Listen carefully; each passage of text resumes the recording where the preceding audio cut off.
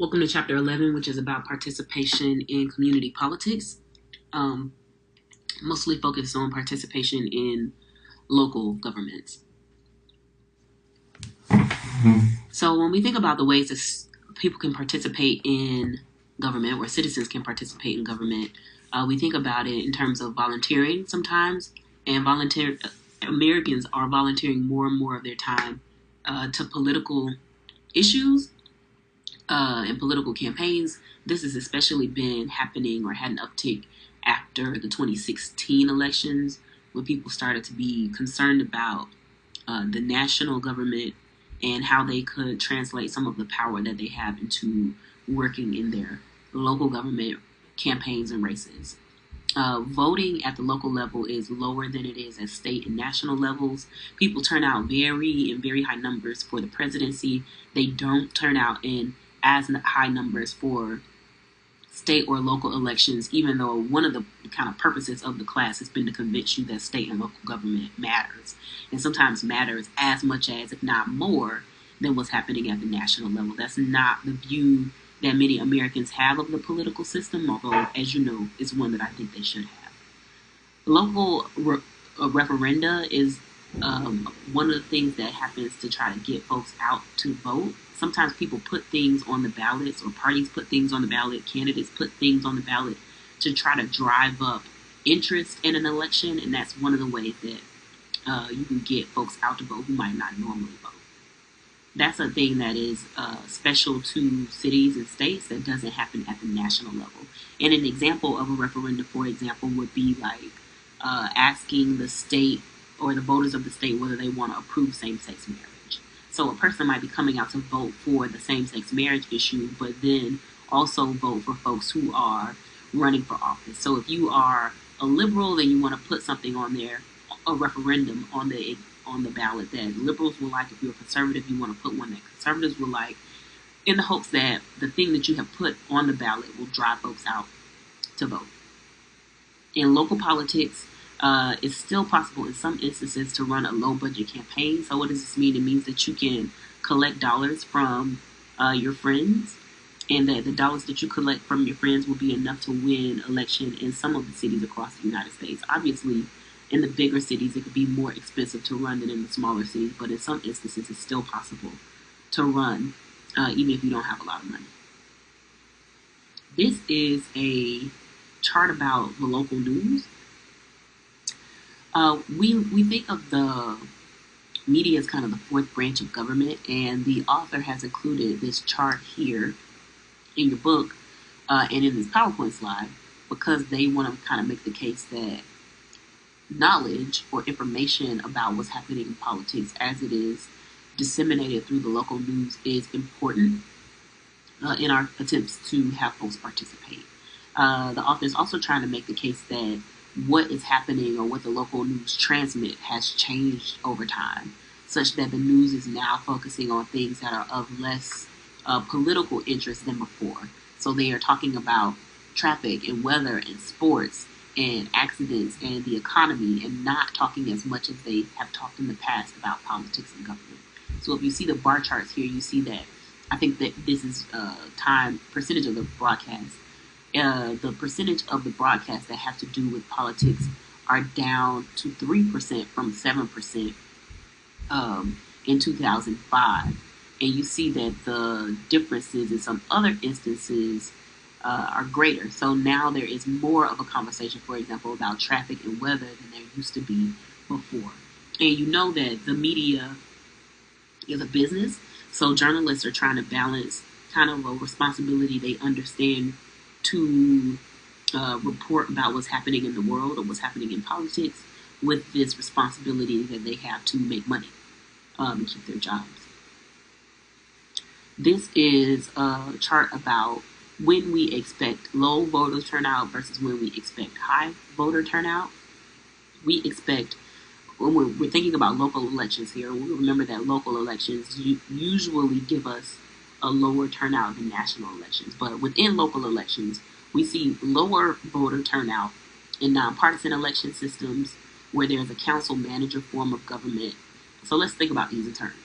a nonpartisan election is one that doesn't have party affiliation. So the Democratic Party, for example, wouldn't be trying to motivate you, would not necessarily be trying to motivate you to get out to vote because it's a nonpartisan election. In a council manager form of government, it's generally the case that the government is very professional, and some of the day-to-day or most of the day-to-day operations that occur in a council manager system are more administrative than they are political. So we expect lower voter turnout in those kinds of instances where folks don't have a sense that the change in politics is going to like radically change their life. When city elections are held separately from state and local elections, or state and national elections, there is lower turnout. In smaller cities, there are lower turnout. In cities that are homogenous and middle class, where there isn't much debate about who gets what, there's lower turnout. And then when there is nothing exciting on the ballot, there is lower turnout. Higher turnout is expected when there are hot button issues on the ballot. So that goes back to that idea of referenda that we talked about. In cities that are large and heterogeneous, that are having debates about who gets what, and they have to make those decisions. In large cities, in places where there are a strong mayor form of government, where the city elections happen at the same time as the state and national elections, or in places where partisan elections are done with competitive parties. In local politics, one of the ways that politicians used to organize themselves is through what we call political machines. So in a political machine, it's a group of people in a political party who have a very kind of tight-knit idea about what the party is supposed to do, and they elect people to lead the party. Those people who lead the party also lead, in many instances in this story, led cities, and usually led the cities as mayors. And if you were elected the mayor and were elected from a political machine, you had this great deal of patronage at your disposal. So patronage is like a bunch of jobs that you might have, and you would give those jobs to people based on their support for you, not necessarily based on their merit. So recall the conversation or the slideshow about the difference between patronage and merit. Patronage is when you get your job kind of as a political favor. So these people who we call bosses were participating in political parties, and they decided who would get elected to office. They decided who would get to have jobs. Sometimes they traded favors with the business community and ended up doing some kind of corruption stuff. Graft, which is listed here, is this idea that politicians are supposed to be distributing money to various projects and people in the community, and instead of donating that money or assigning that money in an objective manner in the way that they're supposed to do it, they assign it in ways that benefit them. So as you can kind of tell, there were many problems inherent in political machines. And one of the responses to those problems that were inherent in political machines was countered by a reform movement. So the reform movement was trying to get rid of the political machines, to eliminate them.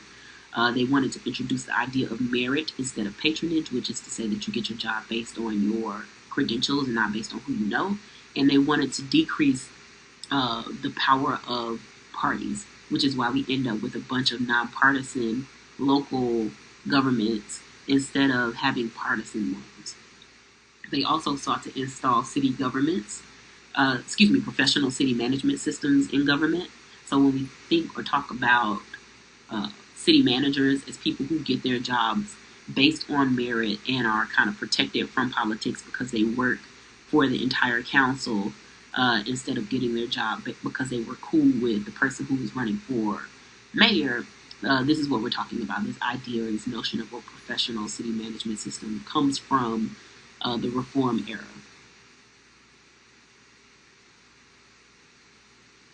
Some of the things that you need to know about the reform movement was that it was mostly upper middle class, mostly white elite folks who were arguing for this kind of reform. The machines were dominated by European immigrants who pooled their resources to try to take over power in cities.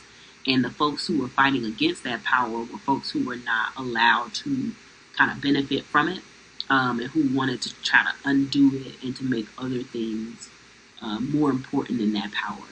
So some of the goals of reform are listed here: eliminating corruption, nonpartisanship, manager government, etc. These days, the idea of a political machine kind of still exists, but does not manifest in the same way that it did back in the day. These days, when we think about a machine, a personalized machine, or we think about how power or influence or popularity might follow individuals instead of following the party. So some mayors and some other local politicians have a level of individual personal popularity that allows them to do some of the things that machines do in terms of recruiting candidates and getting those candidates to follow their lead, or even passing out jobs through patronage. So one of the things that we talked about during the chapter on bureaucracy was that you absolutely need to be qualified to get some of these jobs, but in some instances, who you know helps determine whether or not you will actually get to have a job. So patronage is still important as individuals instead of parties start to be the folks who hand out jobs. And then there is always the problem of ethics in government. Ethics is this idea that there are some standard rules that are kind of based on a moral code that politicians and people who work in government should always be attuned to and following. Kind of the biggest rule is that in politics, you should not be gaining anything personally for the work that you do. So this note here about Crook County on the bottom is a nod to Cook County. Cook County is the county where Chicago sits, and it is notorious for being the home of one of the very large machines, the Daley machine, in the Democratic Party. It's also notorious for being the site of much corruption. But again, ethics is this idea that people are not personally benefiting from their role in politics. The machine declined, or the it doesn't exist in politics in the way that it did in the past, and that's happening for a few reasons. One of the reasons is that there's been a decline in European immigration, and I would say probably an expansion in what it means to be white in ways that white wasn't an expansive notion at the time of the 1910s and 1920s. So that folks don't associate themselves in politics with the same kind of tribalism as they used to, where white folks would be running against Polish folks, might be running against Italian folks, might be running against Irish folks. All of these groups were competing in different machines in ways that they are not competing now. Also, much of the kind of appeal of machines used to be that machines had things to give. They used to give you money if you needed money, or help you pay your rent if you needed help paying rent, or give you food and all of these other kinds of things. And as the federal government started to create programs that did that for people, then the machines had less of a role to play in that kind of space. As folks got more money, became more a part of the middle class, I would say assimilated into whiteness and all these other kinds of things, the machine just kind of declined in its necessity because folks did not feel like they needed to organize themselves politically in the way that they did before. Something else that's important is that candidates started to kind of make and raise their own money, and candidates, as they started to have their own money, did not have to follow the rules of the party anymore, right? So one of the reasons that you do what the party tells you to do is that you're afraid that you might lose out on something, where one of the big somethings is lose out on money or access. But as candidates have started to be in control of their own politics because they raise their own money or they have their own personal brands, parties have been decreasingly able to influence them. This is a chart about ethics codes and who is covered under ethics codes. You see that there are large numbers of elected officials and staff members who are covered by ethics code. Fewer of the people who serve on boards and commissions in local governments are covered by ethics code than the folks who are either hired to work or elected to office.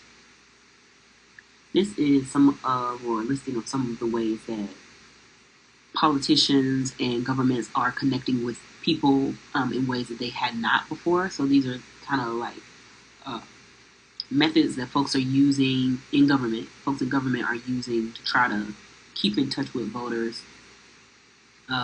in ways that they, like I said, had not done before. either because those things did not exist, or because they were not widely available yet.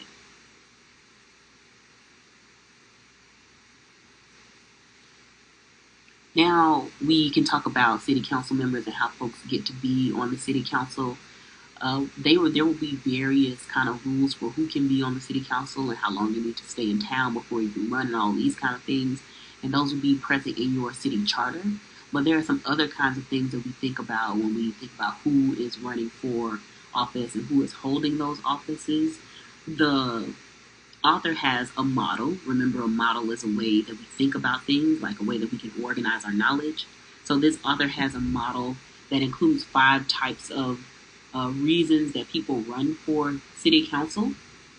Uh, the first is politicals. These are people who are running because they enjoy politics and they want to run for something else later. A self-regarder is the kind of person who enters politics because they want to enrich themselves. A community regarder is the kind of person who is running for office because they want to serve the community and they don't really have any personal kind of gain that they seek. Locals are folks who are running because they want to help their friends and neighbors, not necessarily help the parties or not necessarily help interest groups. And then particularists are folks who are running because they have a concern about one specific thing. Usually these are folks who come in from the outside.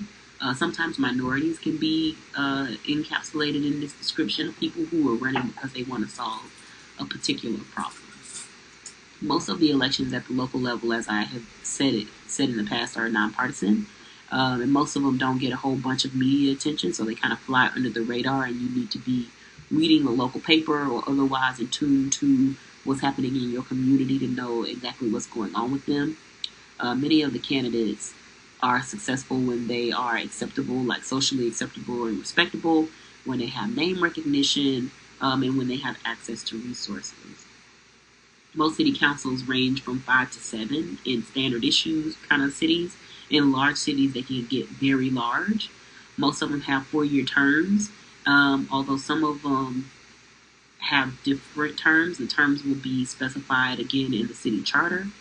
Many of the folks who serve on the city commission are re-elected, and whether there are term limits on a person serving in the city council will also be present in the city charter.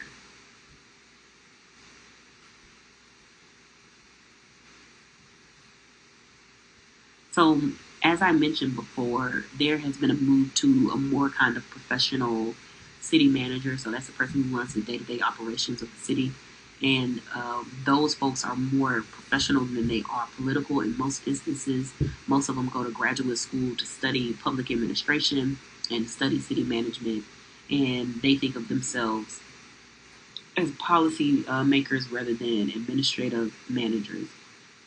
Most of the city councils welcome the leadership of the city manager, most often because the city manager is a person who they hired, and the city manager is handling these kind of day-to-day activities that they don't have to worry about.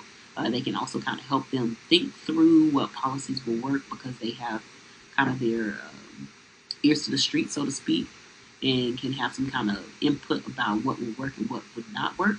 Most of them, as I mentioned, are professionals who have been trained in graduate programs.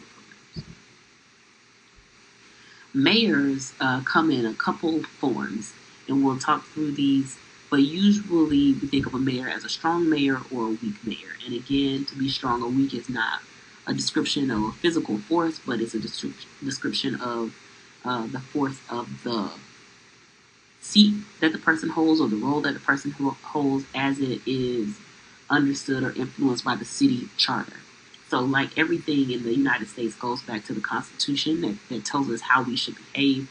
In the case of the city, everything goes back to the city charter or to the state constitution. You remember that cities are creatures of the state, so if we want to know how a city works or if we want to know how a state works, we need to look at the state constitution or we need to look at the city charter.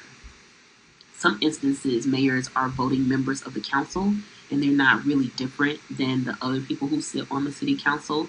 And the city council itself might elect the mayor because it's not like a big deal to be the mayor necessarily. Somebody's a mayor like in name only.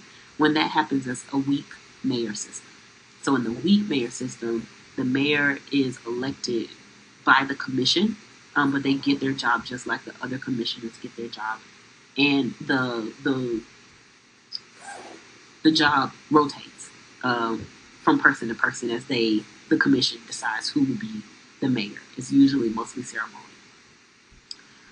The weak mayor doesn't have much administrative power. The weak mayor doesn't have any more of a vote, any kind of special voting privileges that other folks don't have. So weak mayors are kind of mayors in name only. A strong mayor is different in that the strong mayor is usually separately elected. The strong mayor's vote might have more power than the other members of the council, or the strong mayor might have the ability to veto things that come out of the council. The strong mayor might have the ability to appoint the person who is going to be the city manager. A strong mayor might be thought of as strong because they have their own personal kind of connections with people, and they are able to get folks to behave in ways that they might not otherwise behave. So again, strong and weak don't have to do with physical might, but have to do with the strength inherent in the position based on what exists in the city charter. When we think about local government, one of the important things to think about, I mean, always important because we're at Howard, right? One of the important things to think about is how minorities and women interact with local government. There have been a growing number of minority mayors who are elected to office. There have been growing numbers of minorities who serve on city councils. Black folks have gotten to about proportionality, which means that there are the same number of them reflected in these elected positions on city councils as exists in the population. The policy consequences for having minorities and women in office are usually more obvious when we look at the hiring practices of the city, where there are more black folks in office on the council or as the mayor, we see more black folks or minorities in city jobs. Women in politics, the number of women in politics has risen over the past few years, with a number of folks being elected mayor over the past few years. But obviously, there is more room to grow because women represent 50% of the population, but they don't represent 50% of the population of folks who are participating in politics. You will remember that we talked about interest groups in the past, and interest groups are different from political parties in that political parties' number one goal is to get folks elected to deal with a range of issues, whereas interest groups are focused on one issue and don't have as their central goal getting elected to office. So interest groups are important in local politics because they inform or shape how groups of people interact with the government. So this is a listing of some interest groups who are important in community politics, and they're important in community politics because they have the capacity to influence the way members of the council or members of the mayor vote on various issues.